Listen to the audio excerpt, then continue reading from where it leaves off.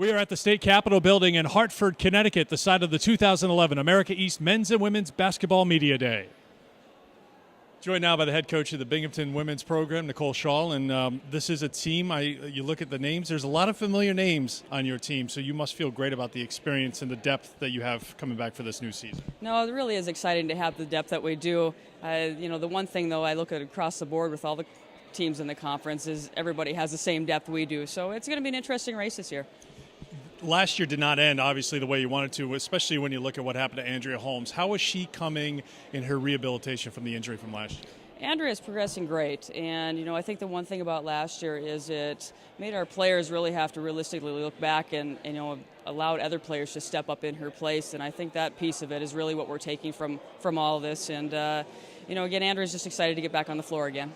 Viva Rebane has played a lot of minutes for you, and you talk to any of the other coaches in the league, they always point at her and say, boy, I'd love to have her on my team because she does a lot of the little things well. How is she poised to have a great final year here? Viva is very poised to have a great year. She understands this is her last season here, and she's ready to put it all on the line, and I'm excited for her this season. When you look at your team, and we talk about the returning players, but tell us about a couple of the new faces that we'll see this year and what you expect from them in their first year. Really our three incoming players that we brought in this year are doing very well. They're picking up the system well. The one that I would see, playing right away for us, Phoenicia Polk, transfer out of East Georgia Community College, and she's progressed nicely. And a little different player than what Andrea is. She's more of a passing point guard. Andrea's more of a scoring point guard. So, it's going to be interesting dynamics with the two. When you take a look at what the other teams have coming in this year, and as you mentioned, there's a lot of returning quality players in this league. Can you stack Binghamton up against anybody right now and say that's potentially a championship team? I think we can. I think anybody in the league can say that. If you look at what happened last year within the league, again, it's anybody's game. It's just a matter of, who wants it the most at that point in time and what evenings, working best for somebody.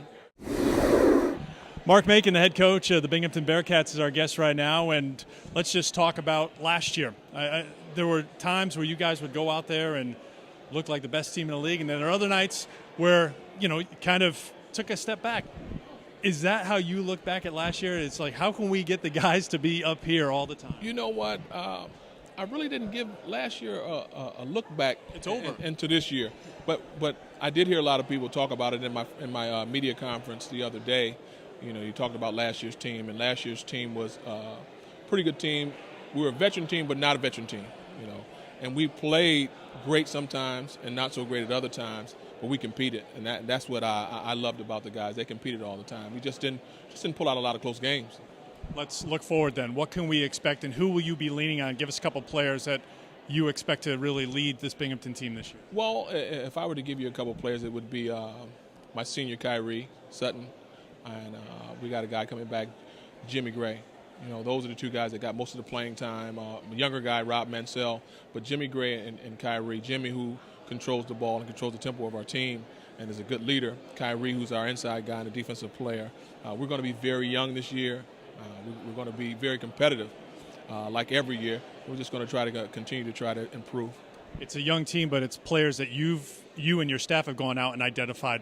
What would you tell us is your kind of perfect player? What kind of player do you like to coach and want to have out there in a team? I think you referenced it a minute ago. When guys play hard, that's probably something that's a minimum requirement for yours. It's not a minimum. It's a maximum requirement for me.